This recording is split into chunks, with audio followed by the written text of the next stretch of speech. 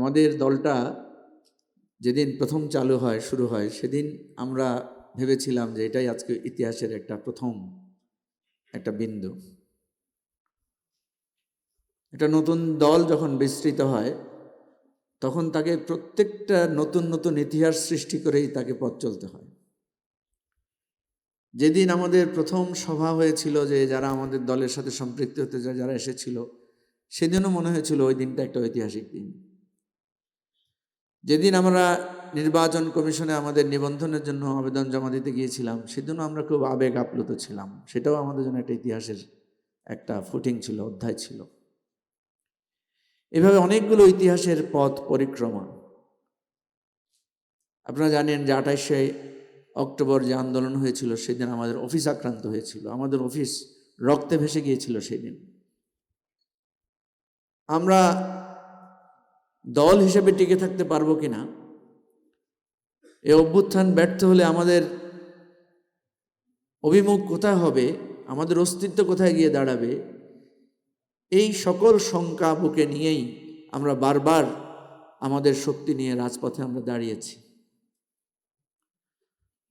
বারবার আমরা স্বপ্ন দেখেছি যে আমাদের এই দলটা একটা বিন্দু থেকে আস্তে আস্তে প্রসারিত হয়ে একটা প্রকাণ্ড বটবৃক্ষ এবং একটা সময় এই রাষ্ট্রেরই কাণ্ডারি হিসেবে এই দলকে আমরা উপস্থাপন করব। অনেক হিংসা, প্রতিহিংসা, উপহাস, নানা চড়াই উতরায় আমাদেরকে পাড়ি দিতে হয়েছে, নানা পরিস্থিতি আমাদেরকে মোকাবেলা করতে হয়েছে। প্রিয় ভাই বন্ধুগণ, সেই ইতিহাসের পথ ছুঁয়ে ছুঁয়ে আজকে আরেকটা নতুন ইতিহাসের সামনে এসে আমরা দাঁড়িয়েছি। এবি পার্টি আজকে প্রাথমিকভাবে তার শতাধিক প্রার্থীর নাম এখানে ঘোষণা করবে। একসময় আমরা ভাবতাম যে আমাদের আহ্বানে আসলেই এদেশের মানুষ সাড়া দিবে কিনা। একসময় আমরা ভাবতাম যে আমরাই থাকবো, না আমাদের সাথে আরও নতুন ভাই বোনেরা যুক্ত হবেন। আমি আজকে অত্যন্ত আনন্দের সাথে বলছি, যেদিন আমরা 100 প্রার্থীর তালিকা প্রকাশের সিদ্ধান্ত জানিয়ে সংবাদপত্রে প্রেস বিজ্ঞপ্তি দিয়েছি, তারপর থেকে এ পর্যন্ত কয়েক শত টেলিফোন পেয়েছি যারা বলেছেন যে ভাই, প্রার্থী তালিকা করে ফেললেন, আমরা তো চাই আপনাদের দলের মাধ্যমে নির্বাচন করার জন্য। আমরা তাদেরকে বলেছি, না, আমরা তো প্রার্থী তালিকা করছি, এটা প্রাথমিক, এবং আমাদের তো আরও 200 আসনের প্রার্থী তালিকা চূড়ান্ত করার পথ খোলা আছে। সুতরাং এটা আমাদের জন্য আনন্দের। যে সময় কেউ এবি পার্টি করাকে পাবলিকলি স্বীকার করতে চাইতো না, এবি পার্টি একটি দল, এই দল আকারে নিজেকে প্রতিষ্ঠিত করার, পরিচয় দেওয়ার সাহস করতো না, আজকে প্রতিদিনই আমাদের দলে লোকেরা যুক্ত হচ্ছেন, প্রতিদিনই আমরা নানাভাবে সমৃদ্ধ হচ্ছি, এবং আজকে 100 শতাধিক প্রার্থীর তালিকার পর ইনশাআল্লাহ এবি পার্টির নতুন আরেকটা অধ্যায় শুরু হতে যাচ্ছে। সেই ঐতিহাসিক মুহূর্তে আমি আপনাদের সবাইকে শ্রদ্ধা জানাই, সালাম জানাই, অভিনন্দন জানাই, স্মরণ করি আপনাদের ভালোবাসা, ত্যাগ, আপনাদের স্নেহ, মায়া, মমতা, আপনাদের প্রত্যেকের তিল তিল অবদানকে। প্রিয় ভাই বোনেরা, আমাদের দলের সাধারণ সম্পাদক শুরুতেই খুবই গুরুত্বপূর্ণ কিছু কথা আপনাদের সামনে তুলে ধরেছেন। আমরা দেখতে পাচ্ছি যে একটা গণ অভ্যুত্থানে যে ঐক্য আমাদের ছিল,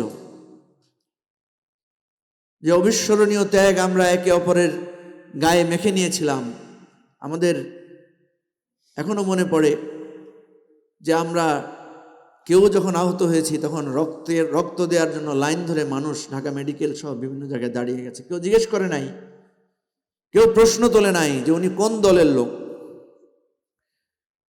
কেউ প্রশ্ন করে নাই উনি কি গণভোট আগে চান না পরে চান, কেউ প্রশ্ন করে নাই যে উনি কি পিয়ারের পক্ষে না পিয়ারের বিপক্ষে, কেউ প্রশ্ন করে নাই যে কে ক্ষমতায় আসবে কে ক্ষমতায় আসবে না।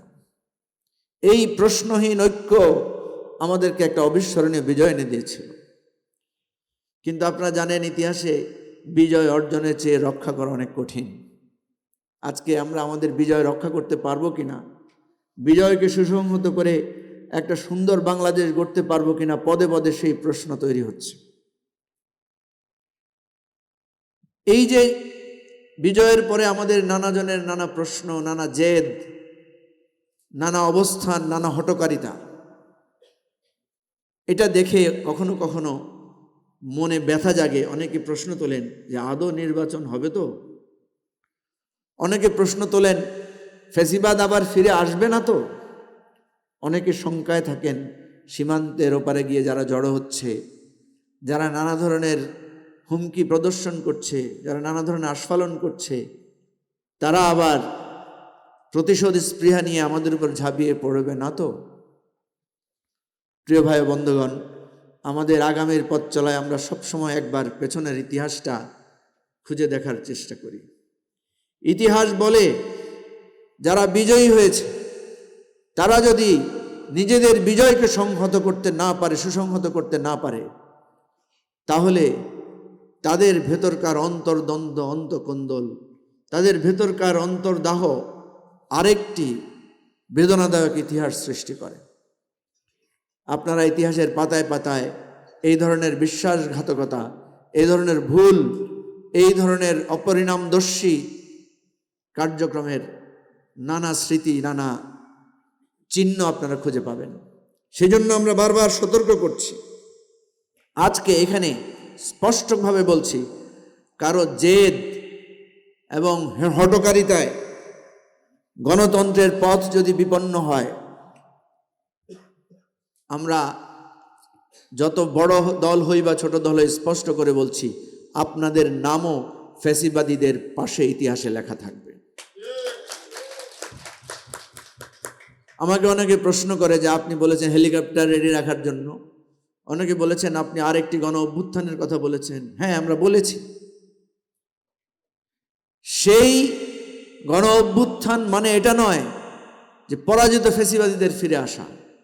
সেই গণ অভ্যুত্থান মানে হচ্ছে আমাদের রক্তের উত্তরাধিকাররা আবার রাজপথে আসবে।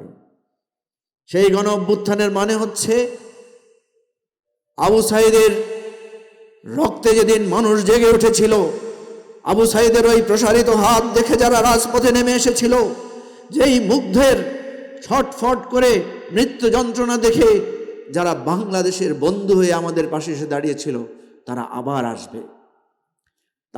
তারা আবার এসে দাঁড়িয়ে বুক ফুলিয়ে বলবে, লাখো শহীদের রক্তে কেনা তোমাদের কোনো বাপের দেশ এটা না। তারা আমাদের দিকে আঙুল তুলে বলবে, তোমাদেরকে আমরা বিশ্বাস করেছিলাম, ভেবেছিলাম সেদিন তোমরা যে রক্তের পাশে এসে দাঁড়িয়েছিলে, এটা তোমাদের আন্তরিক দাঁড়ানো ছিল। তোমাদের এই দাঁড়ানোর পিছনে যে একটা ক্ষমতা লিপ্সা ছিল, তোমাদের এগিয়ে আসার পেছনে যে একটা ক্ষমতার দ্বন্দ্ব ছিল, সেটা আমরা বুঝতে পারি নাই। আমি সেই আশঙ্কার কথা বারবার বলছি যে সেই আশঙ্কায় সেদিন নতুন করে হেলিকপ্টারে পালানোর পথ তাদেরই খুঁজতে হবে যারা আমরা একসাথে সংগ্রামের সাথী ছিলাম। প্রিয় ভাই বন্ধুগণ, আমাদের সাধারণ সম্পাদক যে কথাটা বলেছেন, আমরা বারবার সে কথাটা বলেছি যে আমরা প্রচুর আলোচনা করেছি, যুক্তি তুলে ধরেছি, নানা সাংবিধানিক মার প্যাচের আলোচনা করেছি।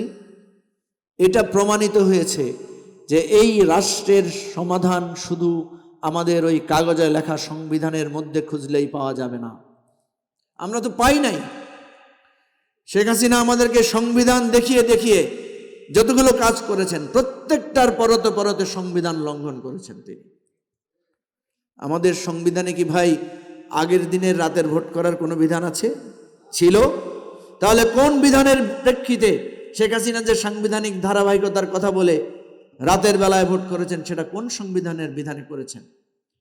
তিনি যে শত শত মানুষকে গুম করেছেন, নিশ্চিহ্ন করে ফেলেছেন, সন্তানের চোখের পানির সামনে তার হাহাকার হয়ে একটা পরিবার ধ্বংস হয়ে যাওয়ার ইতিহাস রচনা করেছেন, সেটা কোন সংবিধান বা গণতন্ত্র বা মানবতার ভিত্তিতে করেছেন? আমরা সেটাকে উদাহরণ হিসেবে পেশ করতে চাই না। আমরা শুধু বলতে চাই যে গণ অভ্যুত্থান আমাদের সমস্ত জেদ, সংবিধানের ধোঁকা, সব কিছুকে মারিয়ে একটা গণ ঐক্যের স্ফুরণ ঘটিয়েছিল। হ্যাঁ, একটা গণ অভ্যুত্থানের পর আমরা আবার সংবিধানের কাছে ফিরে গিয়েছি, এটা সত্য। আর গিয়েছি বলেই কি আমাদের সব কিছু আবার সে আগের মতো করে চলতে হবে?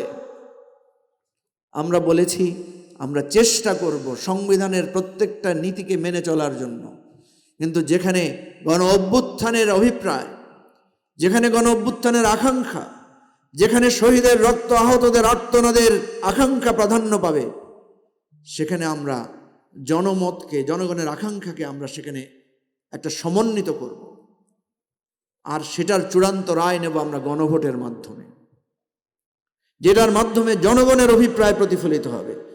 এই সংবিধানই কি সর্বময় ক্ষমতার অধিকারী? এই সংবিধানকে তো পরিবর্তন করার জন্য সংবিধানের জায়গায় লেখা আছে কিভাবে এই সংবিধানকে পরিবর্তন করা যায়। আমরা তো সেই জনগণের রায়ের কথাতেই একমত হয়েছি। সিদ্ধান্ত হয়েছে গণভোট হবে। এখন বিতর্ক শুরু হয়েছে, গণভোট আগে হবে না একই সাথে হবে। আমরা হিসাব করে দেখেছি আগে হলেও কোনো অসুবিধা নেই, আর যদি একই দিনে হয়, কিছু সমস্যা আছে, তারপরও আমরা বলি যে একটা সমাধান হোক। কিন্তু আপনারা দেখেছেন গতকালকেও প্রধান উপদেষ্টার সামনে আমরা 3টা দলকে দেখেছি যে তারা স্ট্রংলি তাদের মনোভাব প্রকাশ করেছেন। কেউ কেউ খুবই প্রচ্ছন্নভাবে নিজেদের জেদের কথাটা প্রকাশও করেছেন। প্রিয় ভাই ও বন্ধুগণ, আমরা আবারও বলছি, আপনাদের এই জেদ এবং আপনাদের যে আত্মম্ভরিতা দিয়ে এই ফেসিবাদকে আপনারা পতন ঘটাতে পারেন নাই। আপনারা যে আজকে আন্দোলন, রাস্তায় লাখো মানুষের জড়ো করার কথা বলেন, লাখো মানুষের জড়ো সমাবেশে তো আমরাও ছিলাম। আমরা তো 2 ঘন্টা 3 ঘন্টার পুলিশি অ্যাকশনের পর আর সেখানে স্থির থাকতে পারি নাই। সেই পুরানো স্মৃতি কথা আমরা তুলতে চাই না। কোন রাজনৈতিক দলের অফিসের সামনে কত লাখ লোক জড়ো হয়েছিল, কোন দলের নেতাদের ফাঁসির পরে রাস্তায় মানুষ নেমে এসে সরকারের পতন ঘটিয়েছিল, সেরকম ইতিহাস তো আমরা পাই নাই। আমরা অবশ্যই মানি জনগণের শক্তিশালী দলই বড় দল। আমরা অবশ্যই মানি জনসমর্থন যার, দিন শেষে রাজনীতি তার, আমরা অবশ্যই মানি। কিন্তু এই জনগণের শক্তি বুলেটের সামনে দাঁড়িয়ে যখন পরাজিত হয়, দলীয় কর্মীরা যখন পদানত হয়, তখন সেই দলীয় কর্মীর বাহাদুরির প্রকাশ কখনো কখনো মানুষের কাছে একটা উপহাসের পাত্রে পরিণত হয়। প্রিয় ভাই ও বন্ধুগণ, এবি পার্টি একটা নতুন দল। আমাদের এখনো সেভাবে দলীয় অবস্থান আমরা পাড়ায় পাড়ায়, মহল্লায় মহল্লায় সেভাবে সৃষ্টি করতে পারি নাই। এটা আমাদের একটা ব্যর্থতা। অনেকেই আমাদেরকে উপহাস করে বলেন, কয়টা লোক আছে আপনাদের, কয়টা ভোট আছে? দেখবেন আমাদের কোনো একটা বক্তব্য মিডিয়াতে আসলেই একদল লোক সেখানে ঝাঁপিয়ে পড়ে। আমরা তো আকাশ থেকে নাজিল হই নাই, আকাশ থেকে তো শত লক্ষ লক্ষ লোক নিয়ে নাজিল হই নাই। আমরা একাই তো অল্প কয়েকজন গুটি কতক মিলেই তো এই দল তৈরি করেছি। আমাদের শত শত হাজার হাজার ভোট আসবে কোত্থেকে? আমরা তো এখনো ভোটেই অংশগ্রহণ করি নাই। যারা এগুলো প্রশ্ন তোলেন, আমি তাদেরকে শ্রদ্ধা জানাই, সেলিউট জানাই যে আপনারা একটা ভালো কথাই বলছেন। আমাদের ভোট কত? আমাদের ভোট তো কমই হওয়ার কথা। আমরা তো একটা নতুন দল, এখনো বাংলাদেশের সব মানুষের কাছে আমাদের দলকে আমরা তুলে ধরতে পারি নাই। আমরা কোনো হাইব্রিড প্রোগ্রেসে বিশ্বাসও করি না। ক্ষমতার সিঁড়ি দিয়ে দল তৈরি করা, কোনো একটা মতাদর্শের আকর্ষণ দিয়ে মানুষকে দল তৈরি করা, ওই 30-40 বছর আগে আমার বাবা কি করেছে, আমার দলের প্রতিষ্ঠাতা কি করেছে, সেটাকে বারবার বিক্রি করে দল তৈরি করা, সেরকম কোনো প্রসেস এবি পার্টিতে তৈরি হয় নাই। এবি পার্টি নিখাদ একটি রাজনৈতিক প্রপোজিশন তৈরি করেছে, যেই রাজনীতির মূল কথা হচ্ছে সমস্যার সমাধান ভিত্তিক রাজনীতি। যেই রাজনীতির মূল কথা ছিল যে আমরা রাষ্ট্রের কল্যাণের এমন একটা পলিসি আমরা হাজির করব, যেই পলিসিতে আমরা নাগরিকদেরকে ঐক্যবদ্ধ করব। আজকে সেটা প্রমাণিত হয়েছে।